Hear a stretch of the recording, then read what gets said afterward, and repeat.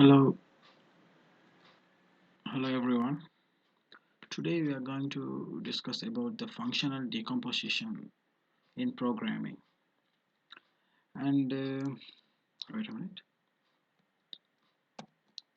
And today we have to discuss first what is functional decomposition. I am going to refer the book of Introduction to Java and Software Design. You can see from this. It's a Google book, and here they are given the definition as the functional decomposition. We can there are other one of the names also for the functional decomposition as top-down design, stepwise replacement, modular programming, and something. So it's used to the divide and conquer approach. Then what basically mean, when we write a program, it's very difficult to us to differentiate the parts of the program and identify the bug which is in the program. So when we differentiate the parts into by subsection and do the program according to that, it's very easy to us to catch the bugs and identify the problems to the another one who is go come after you to uh, do the codings and some stuffs. And here the functional decomposition mean we divide the main function as the sub as into sub function. That mean we divide the main problems into many sub problems, and then we create the coding for according to those sub problems separately, and then at finally we include all the stuff same and made it to run. This is the main concept of this functional decomposition. And here in this diagram you can see that there's a main problem. Actually there's a main problem. They're dividing the problem as to three parts, and again they're subdividing the problems, and they are putting the steps to each of the problems. Here they are putting the steps, the three main steps to the main problem, and then step A, step B to the sub problem 1. Then again step by step they are putting steps. In Java, when we going to say, they are putting statements for the each and every steps, each and every problems they are putting the steps. They are dividing the problems and putting the steps. Then only we can identify and easily code the problem. That's the reason why we are using the functional decomposition in our coding. So now let's discuss with an example which is given in the book of Introduction to Java Programming. And there's a now we are going to discuss how to display a calendar, and there's an example for that. Here we call this as top down design also, because here we are uh, separating the parts and we are doing the programming. And when we look to top to bottom is identified by everyone. That's the functional decomposition. Decompose means they decompose the functions into many parts and then made it to run. That's the main method. And here the print calendar, that's the problem that we are going to discuss today. And here they are the approaches, they are diagrams they are putting to do that before, how we can, how they can divide the subtopics or sub problems, and how they can design each and everything for the sub problems. Here see, the print calendar is the main problem. How they are going to read input from the user and print month.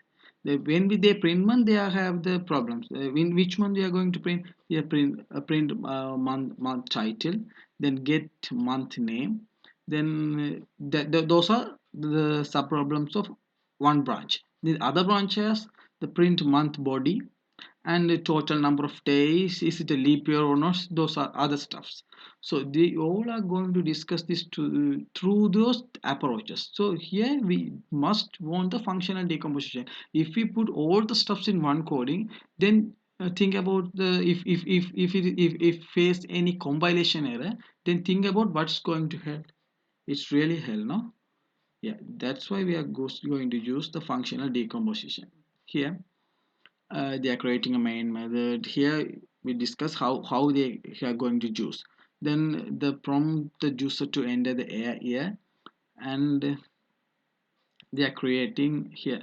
Here you can see mm, they're creating a print month, and they are creating each and every methods, a stub for the print month, a stub for print month title, a stub for print month body. Like this they are creating every methods for this.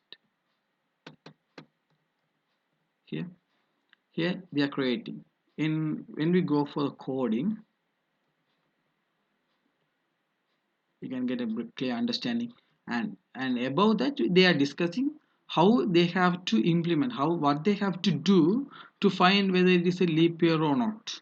Those are the stuff that are very important. We have to plan first. Let's put the coding, the same coding in the Eclipse or other some IDE that you know, and let's see whether it's working or not.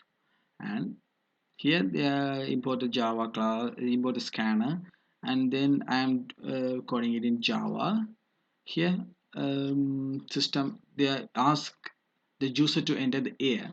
When the user enter the year, then here see they are going to do each and every stuff through every methods.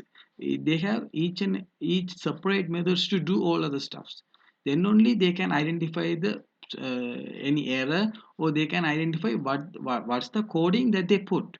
Here you see they're creating each and every like I said earlier, the print month method also they are going to print month title and get month name, and they are doing like this. And to into that into the title it consists of many statements like this. Then print month title, then print they are going to hell into the method. So if anything wrong they can easily identify that. Here this each see this block is going to execute it into this method here.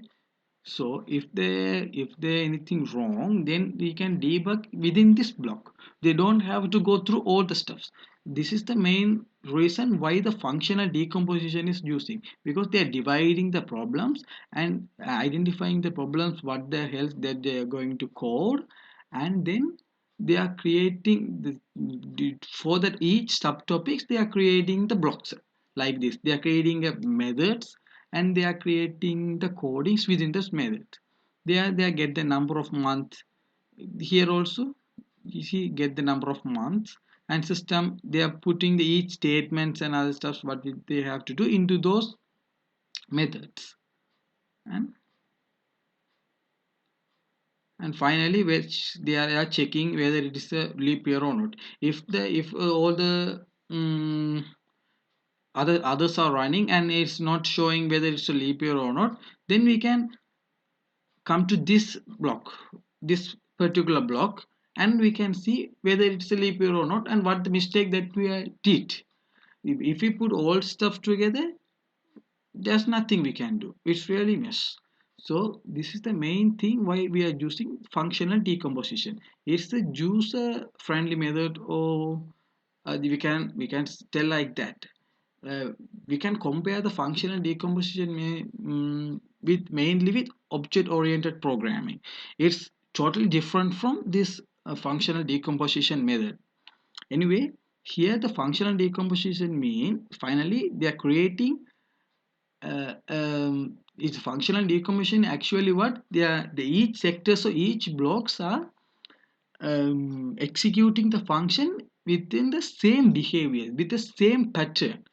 So we are creating the each functions with same pattern. So we are creating to calculate the months, or we are creating to find the number of whether it's a leap year or not. So these are performing the same behavior. So we are creating a methods and functions of same behavior, and we are programming our whole program. This is the main thing why we are using the functional decomposition in our programming. And actually uh, this is a group method, and these are the group members, and we all did this research, and this is our presentation. That's all. And let's see whether it's working or not. Okay, then it's asking for a year. I put 2015. Then enter a month. I put November. Here it's displaying, it's working.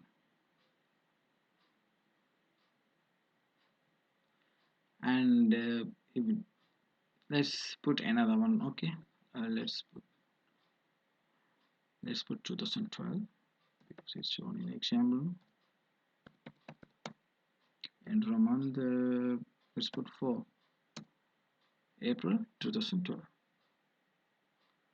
So this is working, and we have to know, and let's check whether it's taking a leap year or not. We have to check that also because we create a separate one for that. No, here it's showing 29 days. 2012, we know this is a leap year. This February is showing 29 days. So this is the, if it's showing 30 days, then how you can go and check with this whole part? If it's, you can't when you do those other stuffs. Here if we here we use functional decomposition, so we can go and check in those block whether it's what's the wrong that we made, but it's correct. No, this is the main thing why we are using functional decomposition. Anyway, thank you.